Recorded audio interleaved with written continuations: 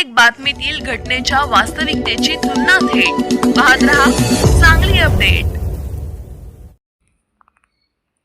एरंडोली जिल्हा परिषद गटातील भारतीय जनता पार्टीच्या उमेदवारांचा भव्य प्रचार शुभारंभ आज जानवी देवी मंदिर परिसरात मोठ्या उत्साहात पार पडला। आमदार सुरेश भाऊ खाडे यांच्या हस्ते प्रचाराचा नारळ फोडून या निवडणूक प्रचाराची अधिकृत सुरुवात करण्यात आली। या कार्यक्रमाला भाजपचे पदाधिकारी, कार्यकर्ते तसेच मोठ्या संख्येने ग्रामस्थ उपस्थित होते। यावेळी एरंडोली जिल्हा परिषद मतदारसंघातून जयश्री तानाजीराव पाटील, एरंडोली पंचायत समिती गणातून मनीषा रामगोंडा पाटील तर सलगरे पंचायत समिती गणातून ललिता पांडुरंग कोरे या भारतीय जनता पार्टीच्या अधिकृत उमेदवार असल्याची माहिती देण्यात आली। या तिन्ही उमेदवारांच्या पाठीशी भाजपने ठामपणे ताकद उभी केल्याचे चित्र यावेळी दिसून आलं। प्रचार शुभारंभ प्रसंगी बोलताना आमदार सुरेश भाऊ खाडे यांनी जोरदार शब्दात विरोधकांवर टीका केली। सध्या जे लोक विरोध करत आहेत ते प्रत्यक्षात विकासालाच विरोध करत असल्याचा आरोप त्यांनी केला। विकास कामांना विरोध करणाऱ्यांना नियती कधीच माफ करणार नाही असं ठाम मत त्यांनी व्यक्त केलं। गावच्या विकासासाठी महत्त्वाच्या असलेल्या जानवी देवी मंदिरासमोरील पुलाच्या कामालाही काहींनी विरोध केल्याचे त्यांनी सांगितले। जो काम करतो, जनतेसाठी झटतो अशा कार्यकर्त्यांनाच वेळोवेळी संधी आणि उमेदवारी मिळत राहील असे स्पष्ट संकेत देत आमदार खाडे यांनी भाजपच्या विकासाच्या राजकारणावर विश्वास ठेवण्याचे आवाहन मतदारांना केलं। या प्रचार शुभारंभावेळी एरंडोली जिल्हा परिषद गटातील राजकीय वातावरण अधिकच तापले असून भाजपच्या प्रचाराला वेग आल्याचं दिसून येत आहे। जाहीर झाली आणि या ठिकाणी जाहीर होत असताना या जिल्हा परिषदेमध्ये या ठिकाणी चांगल्या पद्धतीने कामकाज करण्याच्या अनुषंगानं आपण पाठीमागे सुद्धा संधी दिलेली आहे आणि याही वेळेस आपण संधी द्यावी अशी विनंती या कार्यक्रमाच्या निमित्ताने या ठिकाणी व्यक्त करतोय। वास्तविक 25 वर्ष सलगरगावच्या ठिकाणी सरपंच, पंचायत समिती, जिल्हा परिषद सदस्य म्हणून कामकाज करत असताना जेवढा विधायक विकास काम करता तेवढा करण्याचा प्रयत्न या ठिकाणी केलेला आहे। म्हणून मग ठरवलं की चला आंदोलन करायला संधी नाही तर भाऊंच्या माध्यमातून विकास करून काय आपल्याला करता येईल का, आपण आपलं काय नाव येईल का, अशा पद्धतीनं या ठिकाणी भाऊंच्या भारतीय जनता पार्टीमध्ये प्रवेश करून या ठिकाणी चांगल्या पद्धतीने कामकाज करण्याचं ठरवलं। भाऊंना विरोध तर किती वर्ष करायचा आणि चांगल्या माणसाच्या पाठीमागे कुठेतरी उभं राहिलं पाहिजे अशा अनुषंगाने या ठिकाणी भारतीय जनता पार्टीमध्ये प्रवेश करून पुन्हा या पक्षाचा आणि आदरणीय भाऊचा हात बळकट करण्यासाठी मोठ्या ताकदीनं कामकाज करायचं ठरवलं। त्यामुळं उमेदवाराची तुलना करा, तो उमेदवार कसा आहे, हा उमेदवार कसा आहे आणि तो उमेदवार पळणार आहे का, हा उमेदवार पळणार आहे का।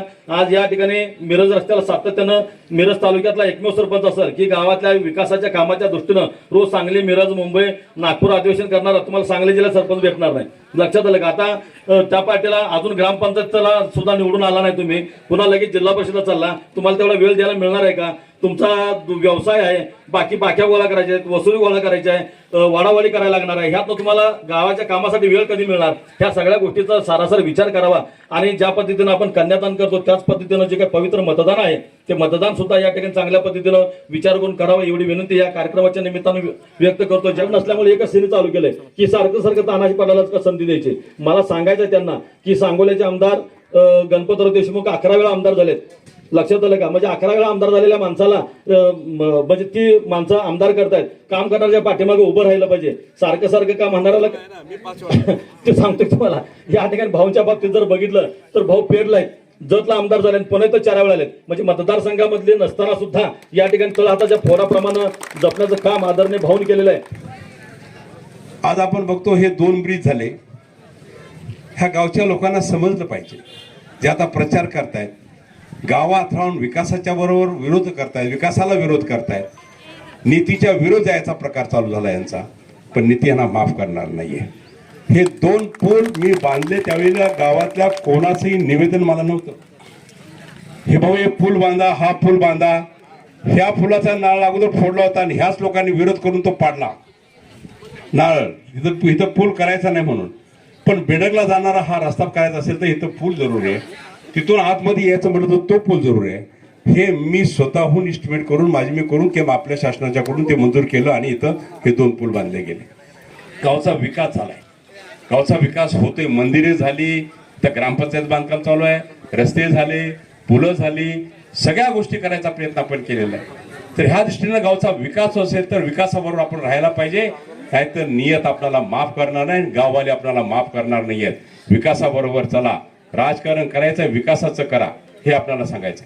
राजकारण असं वेगळं करू नका, गावचं नुकसान होईल असं काही करू नका.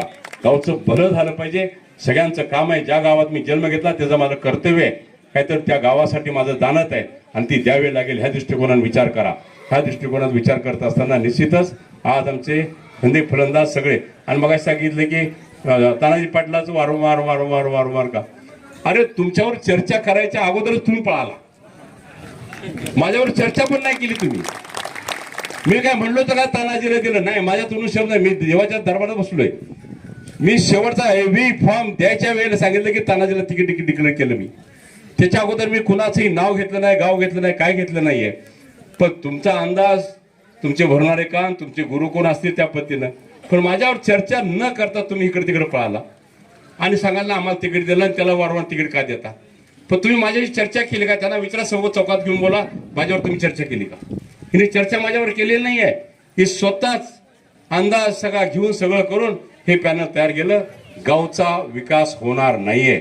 हे पॅनल निवडून आलं तर मी आज सांगतो तुम्हाला, पॅनल आपलं निवडून आलं पाहिजे तो पैसा मी द्यायला तयार आहे.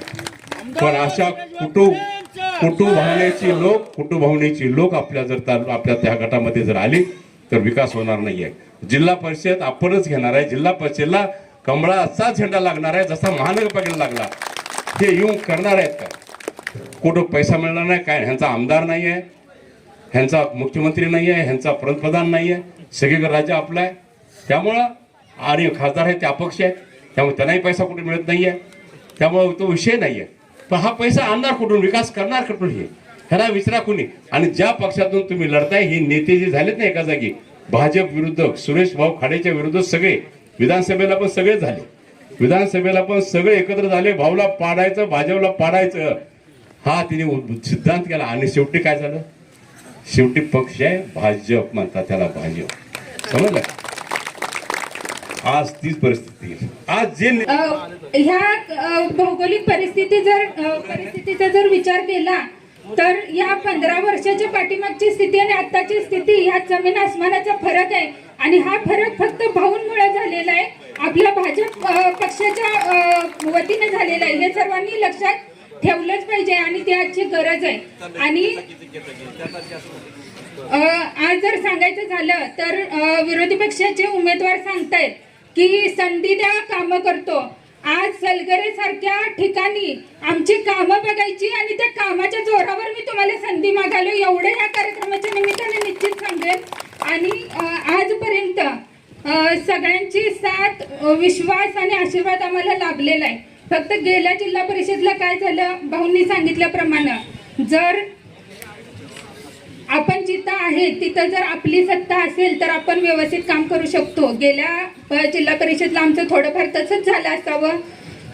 आमची सत्ता नव्हती पण आपण तिथं होतो, बऱ्यापैकी निधी आणण्यात आपण सक्षम झालो, पण म्हणावा असा निधी आला नाही. आणि हा निधी आपल्याला परत भाऊंच्या माध्यमातून मिळालेला आहे. इथून पुढेही आपली भौगोलिक स्थिती सुधारणार आहे, राहिलेली कामं होणार आहेत. तर मुलींच्या सुरक्षिततेसाठी आपण कराटेचं प्रशिक्षणही चालू केलेलं आहे. आणि जर सलगरे सारख्या गावामध्ये मी एवढा काम करू शकते, आम्ही एवढा विकास करू शकतोय, तर सलगरेचं पॅटर्न आपल्या जिल्हा परिषद एरंडोली गटात राबवल्याशिवाय राहणार नाही. एवढे कार्यक्रमाच्या निमित्तानं सांगते. फक्त बाकी कोण येईल, मला संधी द्या, मी काम करतो, त्यापेक्षा इथली जनता जागरूक आहे, मला जास्त सांगण्याची गरज नाही. संधी द्या, काम करतो, आणि कामाच्या जोरावर संधी मागणं यात जमीन आसमानाचा फरक आहे. एवढा विचार तुम्ही नक्की करावा आणि एवढा विचार तुम्ही करून